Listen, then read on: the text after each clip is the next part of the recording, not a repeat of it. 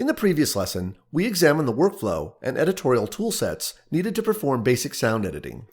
We're now going to look at some of the new audio enhancement features of Final Cut Pro X and how you might use them to improve dialogue, remove noise, and generally improve the overall quality of your soundtracks. We'll also look at how to pan your audio for surround and stereo mixes. I've chosen this chapter to introduce markers because they're useful for spotting sound effects and music cues. However, they're also useful for quickly navigating through your projects and creating editorial to-do lists. Let's say we wanted to create a to-do marker on every clip where the soldiers are firing their weapons.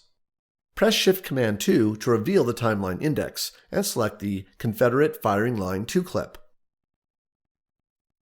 Skim to where the smoke is being discharged from the rifles, then press M to create a marker. A blue marker appears at the top of the clip. Press M a second time to bring up a window for changing the marker name. Type out Find Better Sound Effect. By clicking the Make To Do Item button, you can flag this marker as an item to be completed later. Markers that are flagged as To Do appear in red. Skim 2 clips over to the Union Firing Line clip, then locate the frame where the rifles are being discharged and press MM to create the marker and bring up the Edit Marker window. Type out Flip This Shot. Then click the Make To Do Item button. In the Timeline Index, click the Tags button. At the bottom of the pane are icons for displaying various markers, keywords, and to-do items in your project. Click the button with the tooltip that says Incomplete To-Do Items. All your pending to-dos show up in one convenient place. Click on Find Better Sound Effect, and the playhead will jump right to that marker in the timeline. Let's assume we've since added a better sound effect, and we now want to check this item off our list. Just place a check in the red box next to the item, and it will move from the incompleted list to the completed list. Click the List button with the check mark to reveal the completed item or items. The clip marker in the timeline now appears in green. Markers can also be deleted, cut, copied, and pasted to other clips. Right-click on a marker to bring up a menu of options. Cut marker, copy marker, and delete marker are self-explanatory. Choosing Modify Marker brings up the Edit Marker window. Choose Copy Marker from the list. Now select a different clip, then press Command-V. The marker is pasted to the target clip at the playhead location. This would be handy, for example, if you had a number of places in your project that needed copies of markers or to-do items. Marker copies appear in the Timeline Index. You can also modify a marker directly in the Timeline Index by double-clicking on the marker name. And of course, you can remove a marker by selecting it from the list and pressing Delete.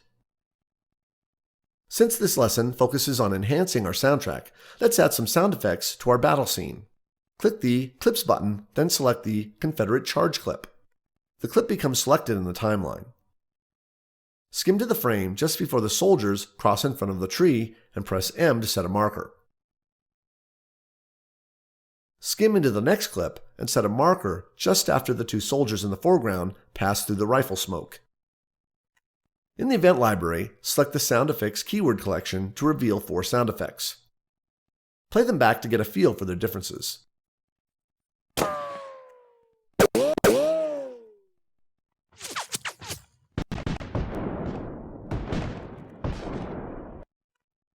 These sound effects came from the Bullet and Ricochet Volume 1 collection distributed by Hollywood Edge. You can purchase the entire collection at the Apple iTunes Store. For more information, check out the links in the PDF that came with this tutorial. To add the first sound effect at the first marker position, click the Tags button, then the Show Markers button in the Timeline Index. Select the first untitled marker to jump the playhead to it. In the event browser, select the Bullet Ricochet, then press Q to connect it to the storyline. Now click the second untitled marker in the index list, then select Bullet Multiple Flybys and press Q. If you look at the connection lines at the head of each effect, they are perfectly aligned with the markers. Play the scene back to hear it with the effects.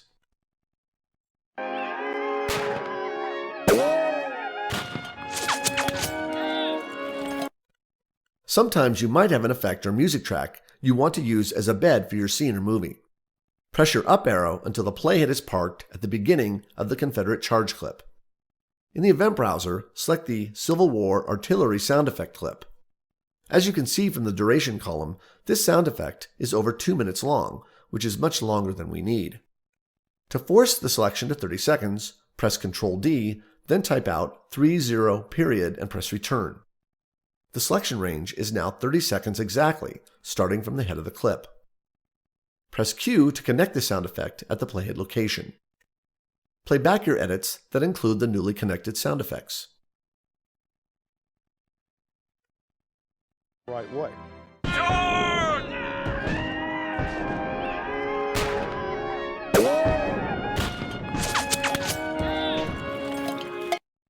Take a few moments to adjust the levels of each clips until you're happy with the overall mix and no audio clipping flags appear in the audio meters. And now we're going to take a look at some of the new audio controls built into Final Cut Pro X. Select the bullet ricochet sound effect in the timeline, then press Command 4 to reveal the audio inspector. Click the disclosure triangle next to Channels to reveal a mini waveform graphic of the audio file. With skimming turned on, you can scrub the audio.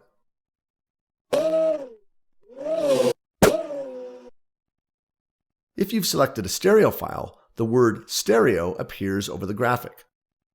To view your audio as a split track, also called dual mono, click on the channels pop-up and choose dual mono. Choosing this option would be important if you captured your audio using 2 different microphones into 2 separate channels during the shoot. These checkboxes will allow you to choose which channel is the preferred channel when editing. Just turn off the channel you don't want to hear by clicking on the checkbox. Set the audio back to stereo before we move on. In the timeline, select the Bullet Multiple Flybys mono clip. In the inspector, the word mono appears over the clip. To remove the distraction of the other audio clips, press Option S to solo this effect, then play the clip back and watch the audio meters.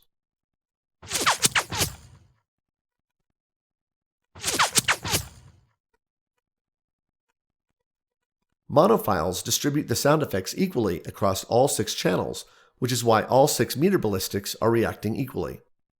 Now unsolo this effect and solo the stereo effect.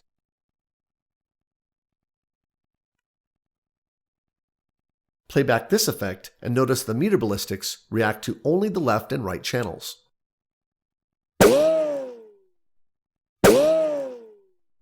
I'm having you do this to underscore a point I want to make about how sound is processed in Final Cut Pro X. And the point is this: all audio is internally processed using a Dolby surround output matrix. This simply means that you now have the ability to control where in the surround space you want your audio focused. If your final movie is destined for stereo output, Final Cut Pro will properly downmix the 6 channels to 2 stereo channels. For this bullet ricochet, let's focus the sound to the left and right surround speakers. From the Pan pop-up menu, choose Create Space. Click the disclosure triangle next to Surround Panner to reveal the surround panning controls. The surround panner is a circular graphic with colored speakers around the perimeter that represent the virtual surround space. Moving clockwise from the top, the speakers are as follows: center, right, right surround, and left. The gray dot in the center is called the puck, and you use it to focus your audio to a specific speaker. Drag the puck around the surround space and notice the colorful graphics next to each speaker react to your movements. These graphics represent the speaker focus. The larger the graphic appears for a given speaker or speakers, the more the audio will be focused to those speakers. So if, for example, we wanted the audio to be focused at the left and right surround speakers, we would drag the puck to the 6 o'clock position on the circle. Similarly, if we wanted the audio to be focused to the left side of the surround space, we would drag the puck between the 9 and 11 o'clock position. To reset the puck to the default, double-click on it. There are also a number of pre-configured panning presets to choose from. From the Pan Mode pop-up, choose Dialogue, and the speaker focus becomes center-weighted. Choose Ambience, and the focus becomes left and right surround-weighted. Let's say we wanted to have our bullet ricochet travel from behind the audience's right shoulder to the left front of the screen. Choose Right Surround to Left Front. When you drag on the Pan and Mount slider, the the puck is constrained to moving from one clock position to another, in this case from the right surround speaker to the left front speaker. Drag the amount slider to the furthest extreme on the left, and you'll see the right surround speaker is the focus. Now drag the amount slider to the furthest extreme on the right, and you'll see that the left front speaker now has all the focus. What this slider is useful for is animating the speaker focus over time. To animate the sound travel of the bullet ricochet, move your playhead to the beginning of the ricochet sound effect. Using the amount slider, drag to the left until the value reads -100. By the way, you don't need to use this extreme value. You could use any value between 0 and -100. Now click the diamond with a plus in it to create a keyframe. Keyframes that have been set become orange. Move the playhead about halfway through the effect, then click the diamond to create a second keyframe.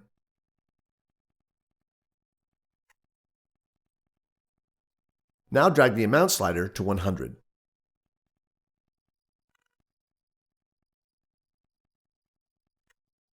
In order to see your keyframed effect, click on the tiny badge in the upper left area of the clip to bring up a menu. Choose Show Audio Animation from the list. Note the keyboard shortcut for this is Ctrl-A. At the bottom of the clip, you'll see an effect bar with the name of the parameter you just animated. The keyframes you just created also appear along the bottom of the bar. You can move a keyframe earlier or later in time by dragging on it. A tooltip appears to show you how many frames you've moved it from its original location. As you skim over the clip, watch the puck in the surround panner and it will move from the right surround speaker to the left speaker. This visual shows you the speaker trajectory your sound effect will take when you output your movie. Keep in mind you can only monitor a surround mix if you have the proper hardware connected to your Mac. To remove an effect, click on the effects bar or press Delete. To close the audio animation on the clip, click the X in the upper left of the clip or press Ctrl-A. Then turn off soloing for this clip. We'll be covering keyframes in greater depth in the lesson on creating effects.